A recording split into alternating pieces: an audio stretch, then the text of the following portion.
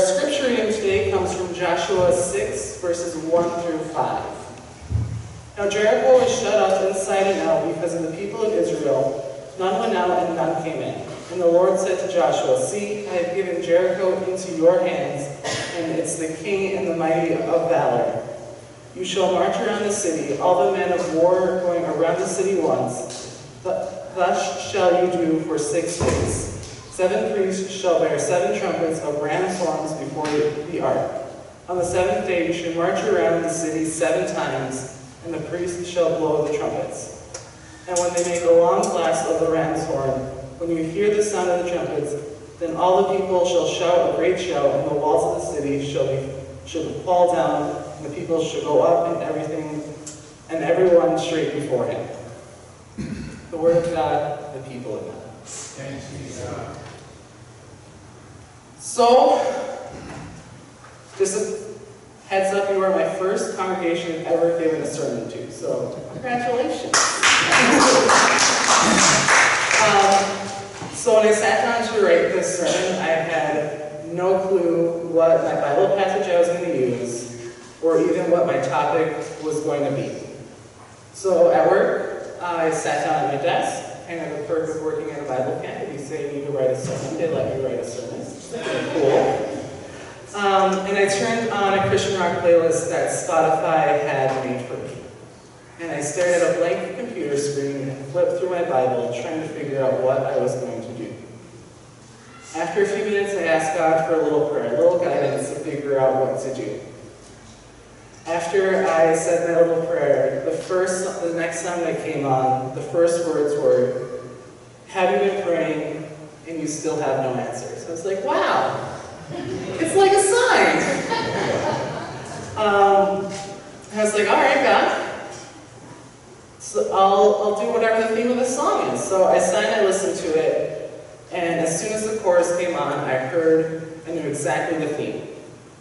The theme was hopelessness and to keep going. The chorus that came on said,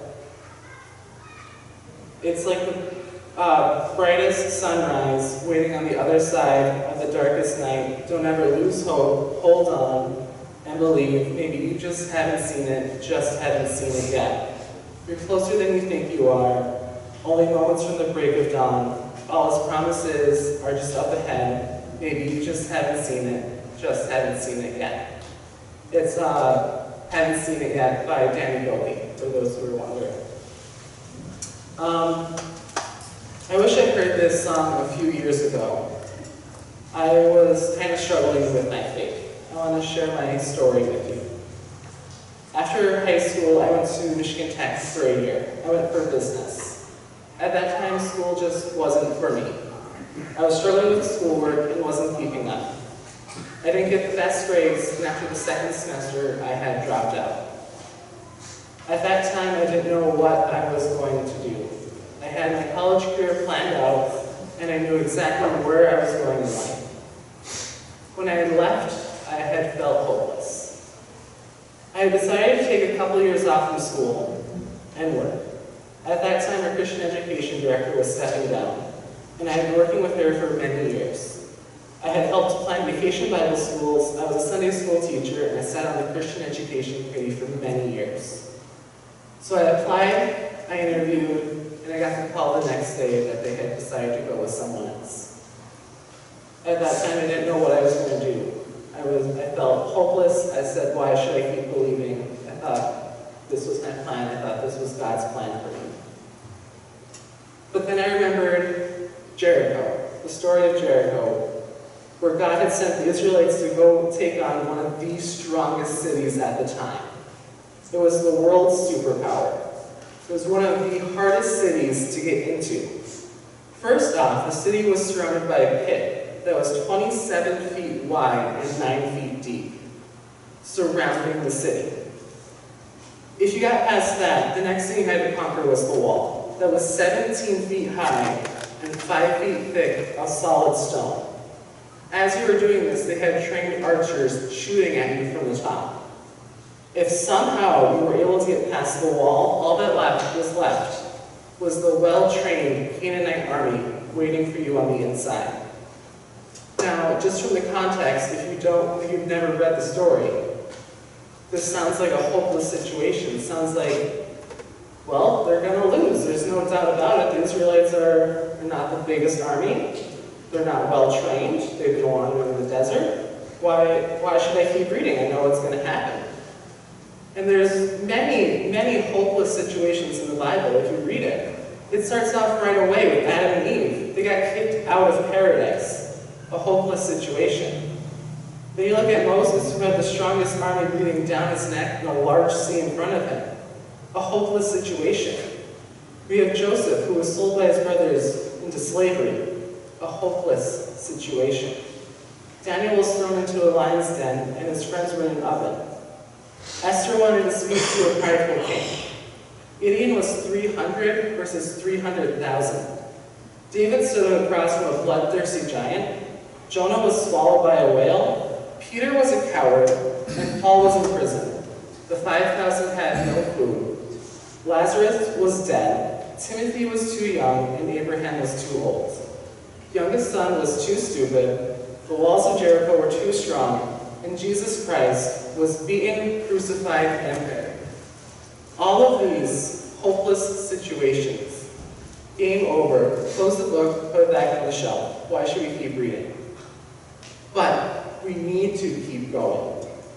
We cannot place a period where God has placed a comma. If we keep reading, we can see that God does all things. Joseph became second in command. The Red Sea parted. Gideon won without lifting a finger.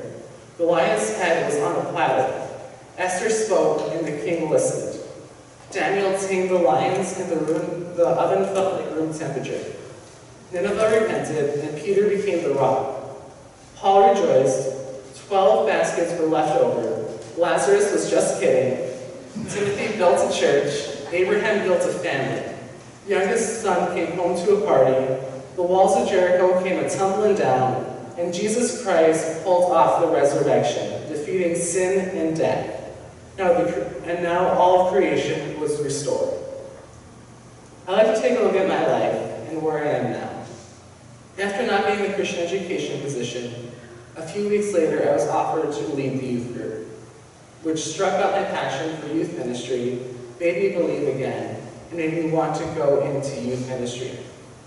From there, I was able to be our district's young adult representative to annual conference, and now a representative to the North Central Jurisdictional Conference for the United Methodist Church, where we can make change.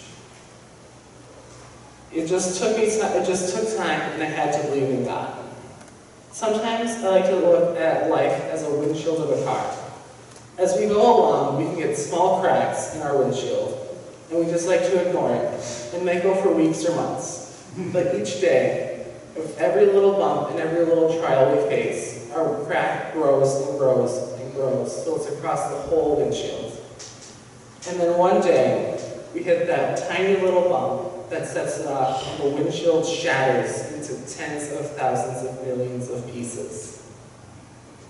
And we look at it and we try to put it back together, but there's no way we can put it back together. We try to piece our brokenness back together. It's like our life, when all these things build up and we break down and we don't know what to do next. We are lost in a hopeless situation. But then God looks at you and sees something else.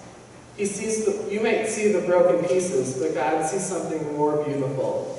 He takes those broken pieces and those broken parts of you and puts them together to make a beautiful mosaic, something more beautiful than what the start was. When we break down and we start to cry, those tears are not for those who have hurt us or the ones who broke us down. We shed those tears for us, to water the little seed of hope that is buried deep inside of us. And that little seed grows into a huge, beautiful tree of hope. And now there's going to be people out there who are going to try to chop your tree down and burn it. But little do they know that they are just fueling the fire deep inside of you, as you will rise again, and again from the ashes, stronger from when you had started. We just need to wait for our sunrise on our darkest moments. We need to remember that God has a plan for us, in our time of hopelessness. He is going to make you stronger. Because God can turn a mess into a message, a trial into a triumph, and a test into a testimony, and a victim into a victory. Amen.